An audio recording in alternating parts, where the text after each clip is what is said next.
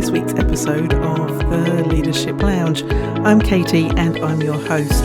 The Leadership Lounge is a space for you to get a fresh perspective on your work as a healthcare leader, maybe some new ideas, some inspiration, and a little hope for the week ahead.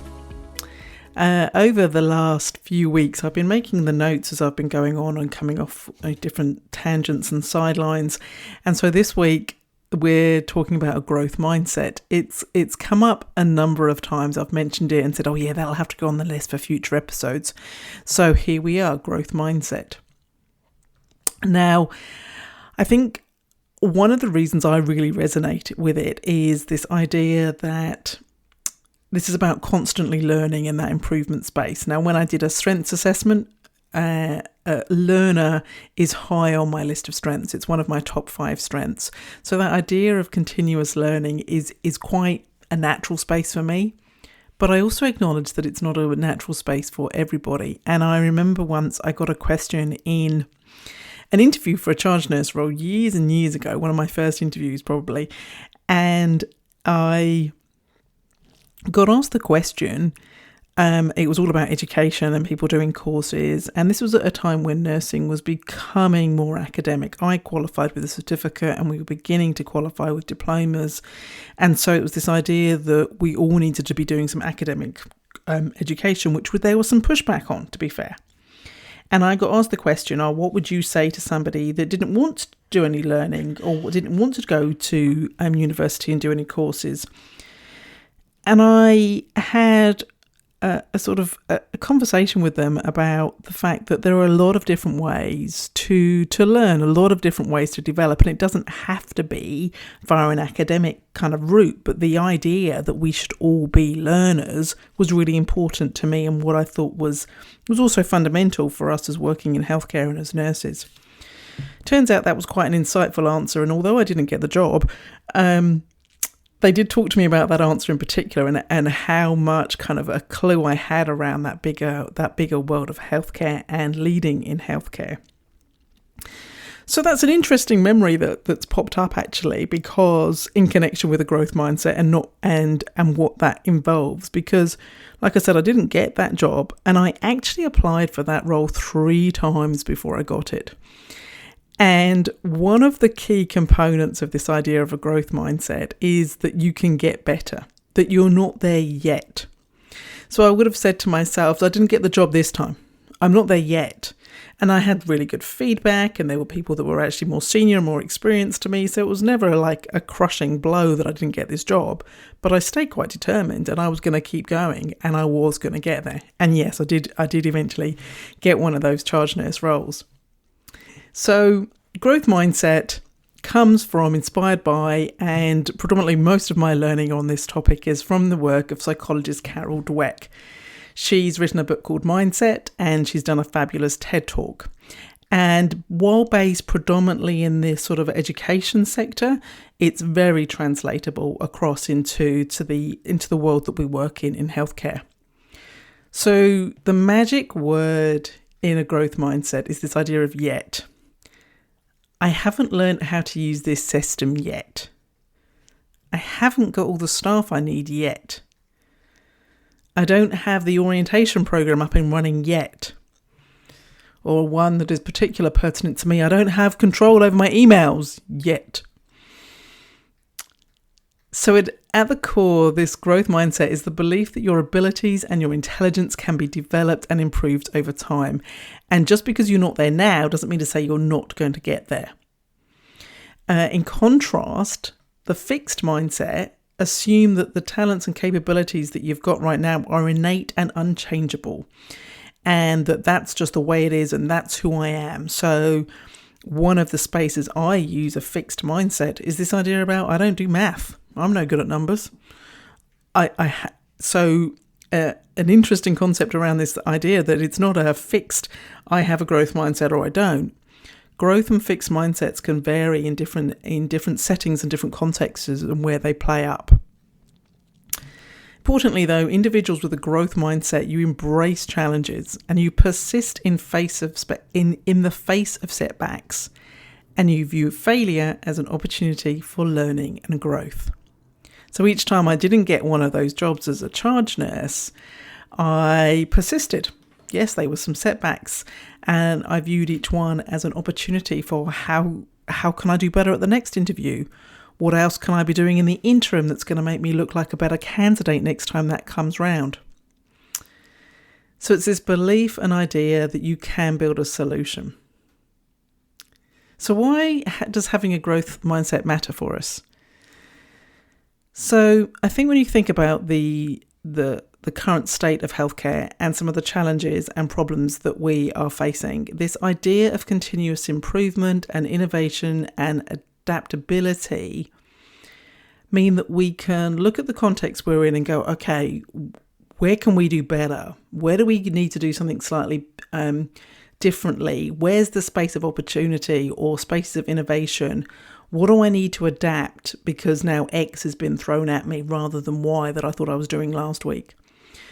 So it just builds that space of that flexibility and adaptiveness that we need to be able to just roll with the punches that get thrown, or another phrase that I think I prefer better is more about the learning to surf the waves that can come at us. Another way that growth mindset matters is you see the potential and possibilities in other people. If you're taking on the idea that we are not set in stone and that people have potential and that they can develop, you're not just chucking people into a box and going, well, they're never going to be any good at that. You now see that people have got the potential for change or development, and that gives you a lot of scope and options with your team and the people that you work with.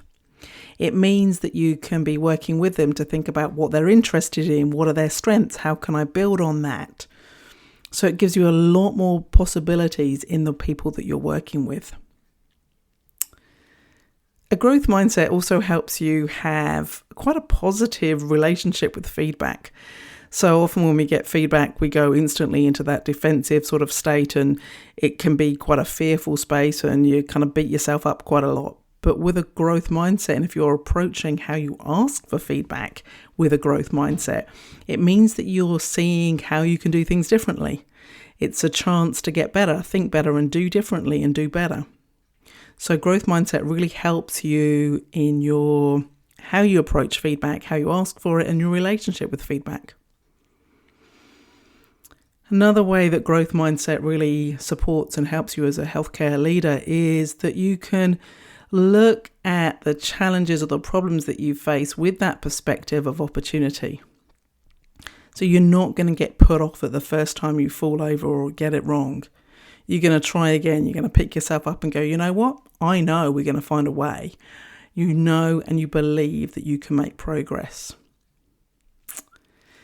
So that's what a growth mindset is. That's some of the reasons why a growth mindset is helpful and beneficial for you as a healthcare leader. So how do you develop a growth mindset? So some of the top tips to kind of that I've pulled out of the listening to different people, reading different articles, this idea of just have a moment to reflect and consider what your mindset is. How do you react and in what circumstances? Listen to what you say to yourself. So if you are frequently saying, I can't do this or I never learn this like I do with math, then that's probably a fixed mindset. But if you are saying, I can't do this yet, or what do I need to do differently to get better at this, then maybe you're in more of a growth mindset mode. So knowing what you are and owning your mindset, whichever one it is the first step. Because then you've built this space of self-awareness and an understanding of the different contexts and situations that trigger the different mindsets for you. Second top tip is to talk to yourself like you would talk to a good friend. This idea of being encouraging, pointing out the progress that you're making, saying things like you're learning something every day, you've made progress from how you were last week. And add the word yet into those conversations when you're talking to yourself. How you talk to yourself matters. Another top tip for developing a growth mindset is this idea of taking on challenges. So rather than just sticking within that comfort zone, where is an opportunity for you to step outside a little bit into your growth zone? I've got this great poster, or it's not a poster actually, it is a ripped out piece of paper that I'll have to find a picture of it to put in the show notes. This idea that here is our comfort zone kind of scribbled onto this chalkboard, and then it says this is where the magic happens, and it's outside of your comfort zone. There's a lot of different examples around being overstretched and going into that fear, terror zone. So what we're talking about is this space of growth. It's take on a challenge, a problem or a project or something you can learn and develop at that just stretches you as a step outside of your comfort zone. So when you're stepping into something new or something that you don't know, that's got a chance of failure or getting it wrong, that's your opportunity to help develop a growth mindset. Because it's a bit like, again, I'll come back to the surfing analogy. I did a surfing weekend. I was one of those things I wanted to tick off and go, I've stood up on a surfboard. And yes, the number of times, and I couldn't do it, couldn't get it right. And it was just this, I'm going to get this. I haven't got it yet, but I'm going to get this. So take on that challenge that's just a bit outside of your comfort zone. Another top tip then is to think about how you think about failure. So each time I'm falling off into the water when I'm on the surfboard, or each time I'm looking at any kind of Excel spreadsheet, to be fair, and have no idea what to put where, think about how you think about failure. Now, I think in healthcare, this gets really interesting because so much of the work, and particularly if you've come from a clinical space into a leadership role, it's this idea that getting something wrong means something bad happens to patients. So we go from having there isn't a grey area to it's either right or it's wrong, because there's a patient at the end of it and we have to do it right so the patient doesn't suffer any harm, into this space of leadership where you do have to explore and test things. You do have to try different ways of working with different people, and you are going to get things wrong. So I think it's really interesting when in healthcare, when we think about this idea of failure, and I have worked with a number of people that have been really uncomfortable with this concept of failure. So I think just thinking about how you think about failure is just the starting point for that. So how do you need to reframe your relationship or how you think about failure in a leadership role? I think this is where the power of reflection comes into its own. Because when we can think about failure, we can often very easily trip into this negative downward spiral of I should have known better, I could have done better, I shouldn't have done that, that was a disaster, which is ruminating. But reflection gives you into that up space. Okay, what did I learn through that? What could I do differently next time? What were the contexts that led me to making that decision or going down that path? So reflection comes into its own definitely when you're thinking about how you think about failure. Another top tip for developing a growth mindset is just to keep learning. Like I said at the beginning, learning is one of those things that is a natural strength for me, and I really acknowledge that for other people that it isn't. So I'm always either picking up a book or watching a TED Talk or doing something like that to keep learning. But as a leader, it's actually a core part of our roles. And it's about finding the ways that you like to learn and how then you put that learning into practice. So a lot about how I was talking in the interview that I did, that actually we all learn in different ways. For some people, it's listening to a podcast like this. For other people, it's taking an academic course. The trick of any of them, whatever ways you like to learn, is about how you put that learning into practice. Now, off the top of my head, and because I obviously haven't taken notes or expected to start talking about this, there's statistics around how much we learn or how much we remember when we're in different forms of learning. So if you are just reading a book or if you're being taught to, and what we know is that you stand a better chance of remembering and embedding what you learn when you're actually doing something about it. The top way of remembering and putting things into practice and keeping it is teaching it to somebody else. So you can just put that onto a sideline there. But it's all very well to go off to a study day. It's all very well to read a book, whichever one it is that you like to learn. You have got to do something with that learning. You've got to be curious about what issues that are in front of you or facing you and your team that week, and you go, okay, what have I learned from this book, podcast, study day, conference that I can just go and test? What can I go and talk to somebody about and go, should we try this? Let's have a go. In a more recent role, when I was a charge nurse, my team knew that I would come in and test anything out on them. I'll go, I've read this new book, let's try this. And I did that. To be fair, I've probably done that with most of my teams. And if you've ever worked for me, I'm really sorry. But it's just let's go and try this. Let's go and try it. So it's, yes, keep learning, but you've got to do something with that learning. And then the other top tip, and we talked about this a little bit earlier, was this idea of asking for feedback. So it can feel terrifying asking for feedback, but actually, if you're asking for it, you're putting yourself on the front step. So you can get really specific. I want to get better at giving a presentation. So could you give me some feedback on how my public speaking has gone? Maybe I should be asking for feedback on how the podcast is going. That is actually quite a good idea. I would love some feedback on how the podcast is going. I have got one superhero person who gives me an update on how she's found the podcast each week. She messaged me or phones me every time to say what she loved about it and how she's using it. And I tell you what, it just fills my heart with joy, for instance. But I also like some feedback on how I can get better. How could this podcast be better?